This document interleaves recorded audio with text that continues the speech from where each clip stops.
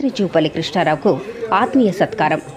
తెలంగాణ ప్రభుత్వ భాషా సాంస్కృతిక శాఖ సారిపల్లి కొండారావు ఫౌండేషన్ సౌజన్యంతో యువ కళావాహిని తెలంగాణ రాష్ట్ర జానపద కళాకారుల సంఘం ఆధ్వర్యంలో మంత్రి జూపల్లి కృష్ణారావు ఎక్సైజ్ పర్యాటక మరియు సాంస్కృతిక శాఖ మార్చులకి మంగళవారం రోజు రవీంద్ర భారతి ప్రాంగణంలో తెలంగాణ రాష్ట్ర జానపద కళాకారుల సంఘం రాష్ట్ర అధ్యక్షులు వంగా శ్రీనివాస్ గౌడ్, ప్రధాన కార్యదర్శి సుంచు లింగన్న ఆధ్వర్యంలో లంకా లక్ష్మీనారాయణ యువ కళావాహిని అధ్యక్షులు సహకారంతో ఆత్మీయ సత్కారం నిర్వహించారు.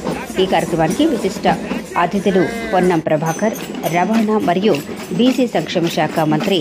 సభా ప్రారంభాలకు సారిపల్లి కొండలరావు, అక్కినేని నాగేశ్వరరావు, నాటక కళాపరిషత్ అధ్యక్షులు, ఆత్మీయ అతిథులు శైలజ, రామ, అయ్యర్, ఐఏఎస్ సాంస్కృతిక శాఖ కార్యదర్శి డాక్టర్ మామిడి హరికృష్ణ, సాంస్కృతిక శాఖ సంచాలకులు, 33 జిల్లాలకు చెందిన 1000 మందికి పైగా జానపద కళాకారులు, వివిధ రకాల కళారూపాలు, అన్ని జిల్లాల అధ్యక్ష కార్యదర్శులు పాల్గొన్నారు.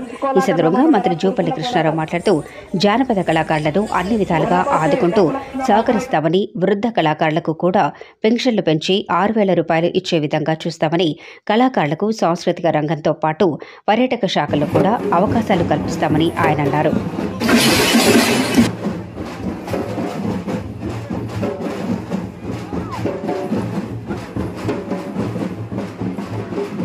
జానపద కళాకారుల సంఘం కోరిక మేరకు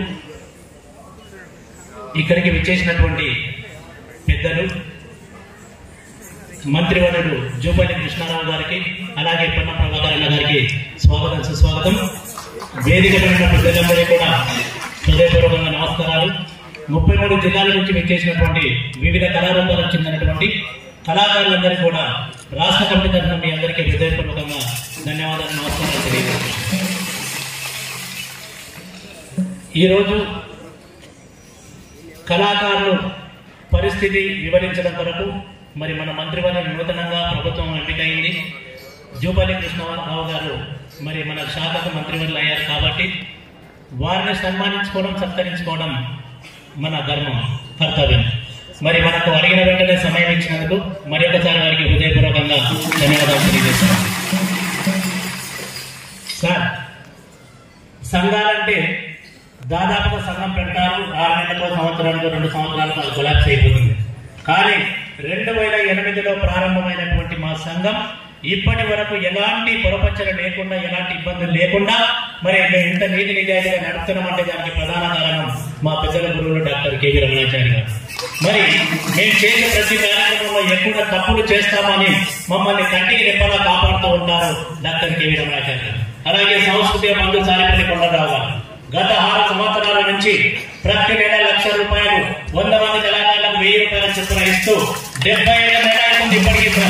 ఏ ఒక్కరు కూడా 10,000 రూపాయలు ఇచ్చి 10 సార్లు పొగిడించుకునే కాలంలో 70 నెలలు అంటే దాదాపు 6 సంవత్సరాల నుంచి నిర్విఘ్నంగా మా జానపద కళాకారులకు చేయడం ఇస్తూ వస్తున్నారు. వారికి మరొకసారి హృదయపూర్వకంగా ధన్యవాదాలు తెలియజేసుకుంటున్నారు.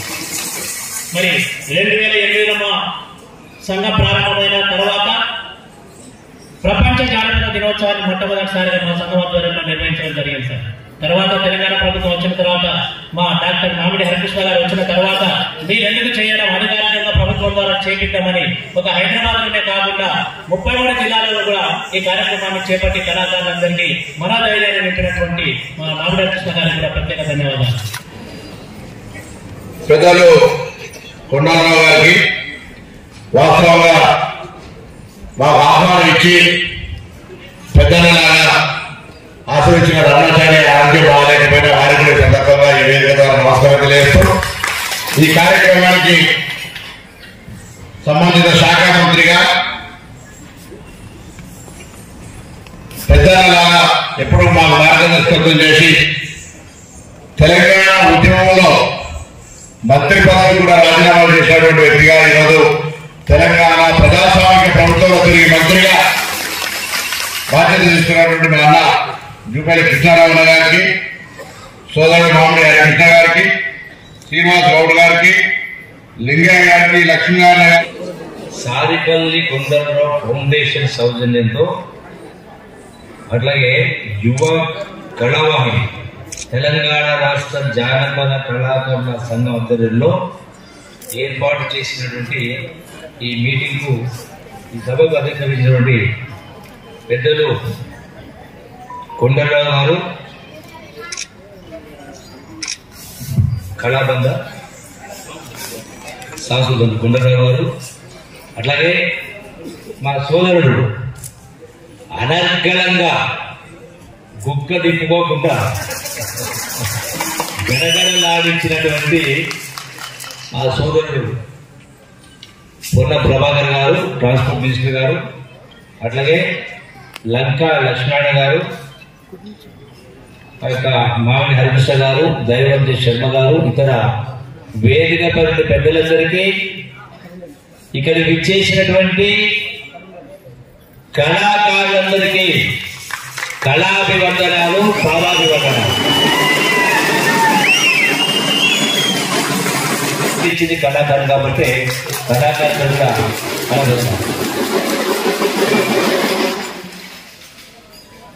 నాకు కూడా ఆనాడు మంత్రిగా రాజీనామా చేసి పాలమూరు జిల్లాలో పాదయాత్ర సందర్భంలో స్ఫూర్తినిచ్చింది, అలసట లేకుండా స్ఫూర్తినిచ్చి కళాకారులు రకరకాల అంటే Gond different types of arts కళలు వివిధ రూపాల్లో కళాకారులను కాపాడుకోవడం ఒకటి, ప్రాచీన కళలు కాపాడుతో పాటుగా ఈ కళలు అనేది మరి ప్రాచీన నుంచి వచ్చినటువంటి సంపద, కళల సంపద, ఈ సంపదను కాపాడుకోవాల్సిన అవసరం ఉంది. దాంతో పాటుగా నేను టూరిజం మినిస్టర్లో పనిచేస్తాను. టూరిజానికి ఈ యొక్క కళాకారులు కూడా సమన్వయం చేయాల్సిన అవసరం ఉంది. ఎందుకంటే టూరిజం అంటే కేవలం ఒక స్ట్రక్చర్లు నిర్మాణాలే కాదు, భారతదేశ సంస్కృతి సాంప్రదాయాలు కళలు అనేది పాశ్చాత్య దేశాలను చూపించాల్సిన అవసరం ఉంది. అది కూడా టూరిజంలో యొక్క కళాకారుల పాత్ర కూడా పెంపొందించాల్సిన అవసరం ఉంది, పెంచాల్సిన అవసరం ఉంది ఖచ్చితంగా.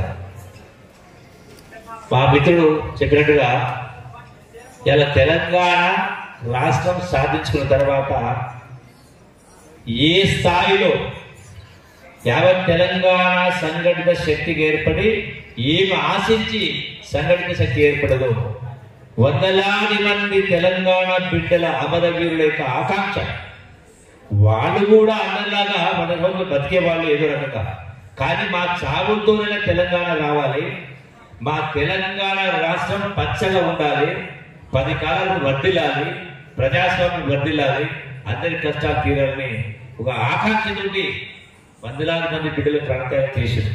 కానీ వాళ్ళ కళలు అనేది కళలుగానే మిగిలిపోయింది.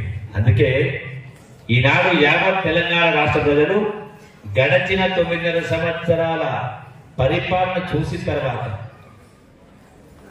ఈ 4 ప్రజల ఆకాంక్ష నెరవేరన్నా, వందలాది ప్రాణత్యాగ బిడ్డల కళలు నెరవేరన్నా కాంగ్రెస్ పార్టీ అంటే తెలంగాణ రాష్ట్ర యొక్క ఆవేదన చూసి సోనియా గాంధీ గారి నాయకత్వం ఆనాడు యూపీఏ ప్రభుత్వం సోనియా గాంధీ గారి సారథ్యంలో దశాబ్దాల కళ నెరవేర్చాలని ఒక కంగణ కట్టుకుని తెలంగాణ రాష్ట్రం ఇస్తే రాజకీయంగా ఆంధ్రాలో కాంగ్రెస్ పార్టీ నష్టం జరుగుతుంది తెలిసి కూడా తెలంగాణ రాష్ట్రం నుంచి ప్రజల కోరిక నెరవేర్చడం జరిగింది.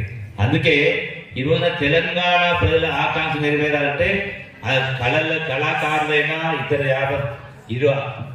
అన్ని వర్గాల ప్రజలు ఆకాంక్ష నెరవేరాలంటే అది కాంగ్రెస్ పార్టీ ద్వారా సాధ్యమని చెప్పనే ఈనాడు ప్రజలు కాంగ్రెస్ పార్టీని ఆశీర్వదించడం జరిగింది. ఎన్నో సమస్యలు ఉన్నాయి నిజంగా కళాకారులకు సంబంధించి. ఇంతకుముందు మా పెద్దలు మిత్రులు మాట్లాడిగా సంఘం అధ్యక్షుడు శ్రీనివాస్ గౌడ్ గారు 5,000 మంది కళాకారులు ఉంటే 530కో 40కో పెంచు. అది కూడా బహుశా కూడా 3 మాసాల నుంచి జీతాలు వస్తలేవు. మేము 3 మాసాల నుంచి జీతాలు వస్తలేవు. అంటే ఎంత గొప్ప కళాకారులు చేసింది కాబట్టి ఇలా ఆనాటి ప్రభుత్వం, ఆనాటి మొన్నదాకున్న ప్రభుత్వం గొప్పగా చేసి ఉన్నారు. కానీ తెలంగాణ రాష్ట్రం సాధించుకున్న దానిలో ప్రధాన పాత్ర, ప్రముఖ పాత్ర పోయించినటువంటి కళాకారులకే జీతాలు వెళ్ళి మధ్య తీసుకొచ్చి పెట్టింది. పెద్ద గొప్ప చేసి పెట్టి 7 లక్షల కోట్ల రూపాయల అప్పు, సంవత్సరానికి 40,000 కోట్ల వడ్డీ. ఎక్కడ పోయినా మీరు చేసినటువంటి పరిపాలన పుణ్యమా చెప్పని ఎన్ని ఇబ్బందులున్నా 100% చెప్పినటువంటి కరువు